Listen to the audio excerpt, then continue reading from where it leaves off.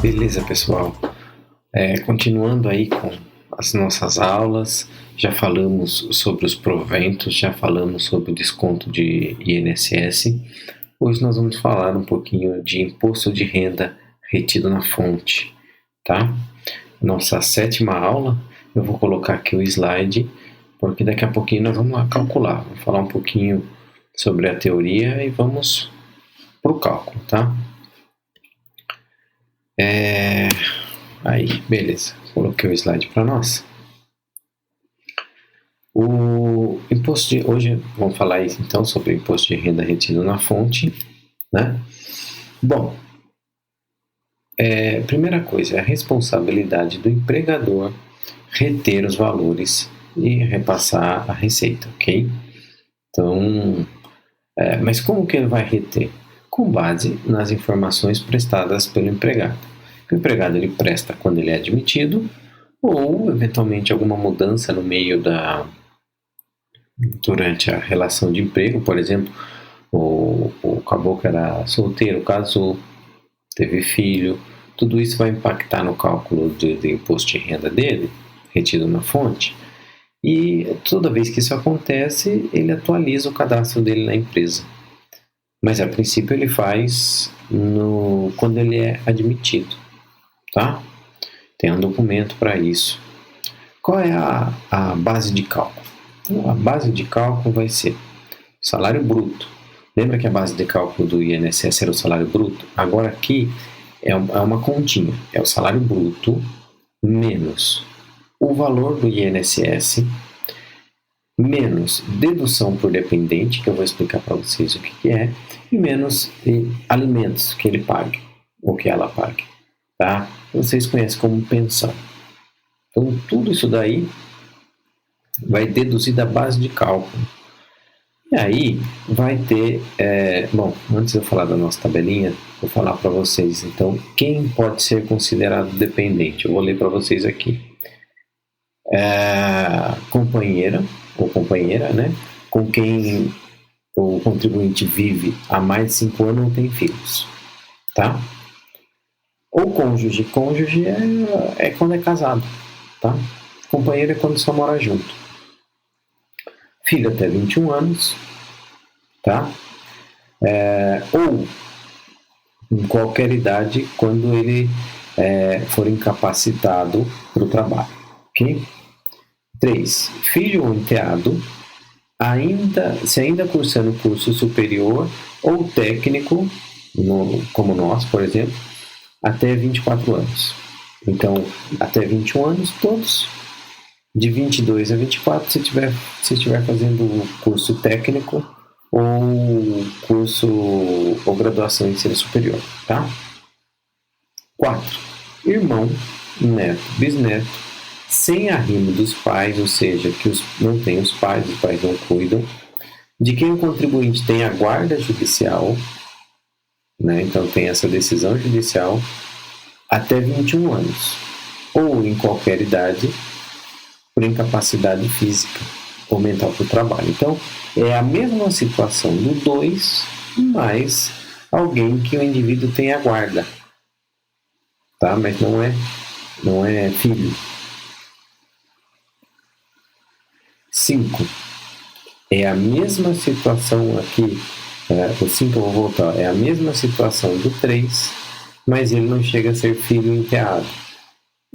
É aquele que é irmão, neto, bisneto, sem arrimo dos pais, ou seja, sem os pais, entre 21 e 24 anos, se estiver cursando ensino superior ou escola técnica, desde que tenha a guarda judicial dele, tá? 6.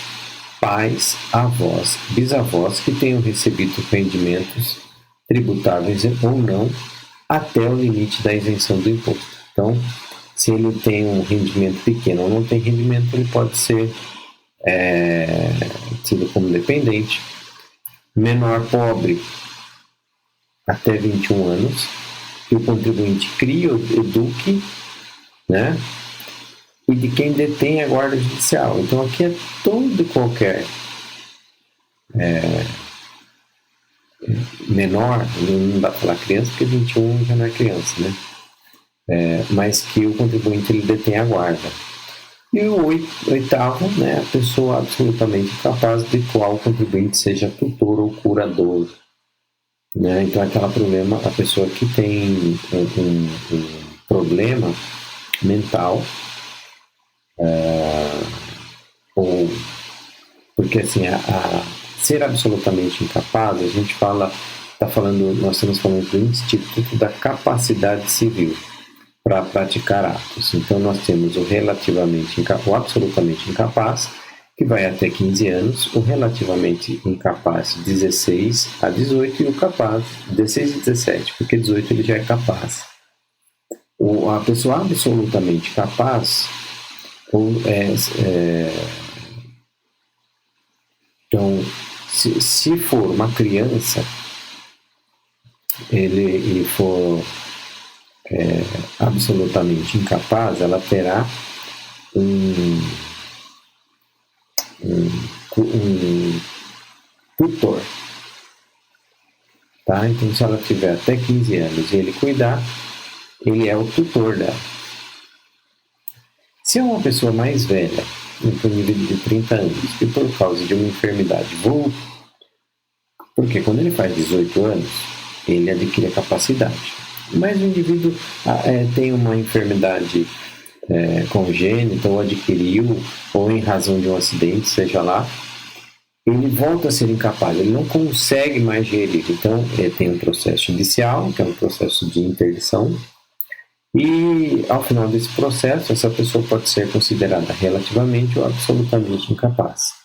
E essa pessoa maior dos 18 anos, que é considerada absolutamente incapaz, ela passa a ter um curador, tá? Então, são essas possibilidades em que as pessoas serão consideradas dependentes, tá? Bom, então vamos para a planilha. Então, tem uma planilha, eu coloquei que ela é para 2020. Né? Então, se o indivíduo ganha até R$ 1.903,98 por mês, se a base de cálculo dele deu até R$ 1.903,98, ele não paga nada. Se a base de cálculo é entre 1.903,99 a 2.826,65 é 7,5%, tem um valor a deduzir, que eu vou explicar para vocês como funciona.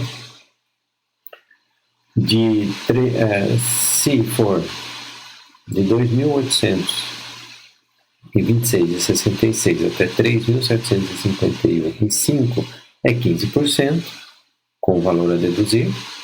De 3.751,6 a 4.664,68 é 22,5, com o valor a deduzir. E acima de 4.664,69 é 27,5%, com o valor a deduzir. E um valor a deduzir por dependente de 189,59. Tá? Nós vamos colocar essa tabelinha na prática para que vocês consigam entender um pouco melhor ela. Ela é muito simples. Mas antes de calcular, eu quero mostrar para vocês o seguinte. Diferente lá da tabela da semana passada, do INSS, aqui não tem limite máximo, tá? Então, se o indivíduo ganhar 10 mil, 20 mil reais, tudo isso é tributado, ok? Então, vamos calcular? Vou colocar aqui para você aquela famosa tabelinha do Excel. Eu sumi, ficou só a tabelinha. Eu vou colocar aqui para mim também. Só um minutinho. Beleza, apareceu para mim. Bom, vocês lembram da nossa tabelinha que nós calculamos o INSS semana passada? Vamos calcular hoje o imposto de renda. Então, eu já coloquei aqui a nossa tabela principal do imposto de renda, tá? Então, a primeira faixa, que vai até 1903, a alíquota é zero e ele não paga nada. A segunda faixa, 7,5%, valor a deduzir. Terceira faixa, 15%, valor a deduzir. Quarta faixa, quinta faixa. Tudo isso eu já falei no slide anterior. Mas aonde que nós vamos, como que nós vamos fazer o cálculo? Primeiro eu tenho que encontrar a base de cálculo. Olha aqui a nossa base de cálculo. Eu tenho que encontrar a nossa base de cálculo. A base de cálculo não é o salário bruto. Então vamos pegar, por exemplo, alguém que tenha um salário bruto de R$3.000. Vou colocar aqui, salário bruto, R$3.000. Tá? Eu vou aqui, eu não vou fazer o cálculo do INSS, eu vou só colocar um valor qualquer, tá? Porque o INSS para aula passada, eu não vou refazer todo o cálculo agora, só para colocar o exemplo para vocês. Vamos colocar que o indivíduo pague R$300 de INSS, tá?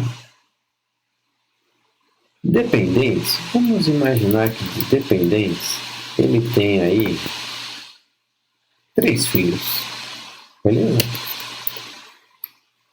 E pague mais de pensão, ele pague mais R$600. Então vamos lá. Primeira coisa que eu tenho que fazer, eu tenho que encontrar quantos nós vamos deduzir por dependentes. Se ele tem 3 dependentes e o valor por dependente é R$189,59, eu vou fazer o cálculo aqui, né? Igual R$189,59 vezes 3, porque eu sei que são 3 filhos. Né?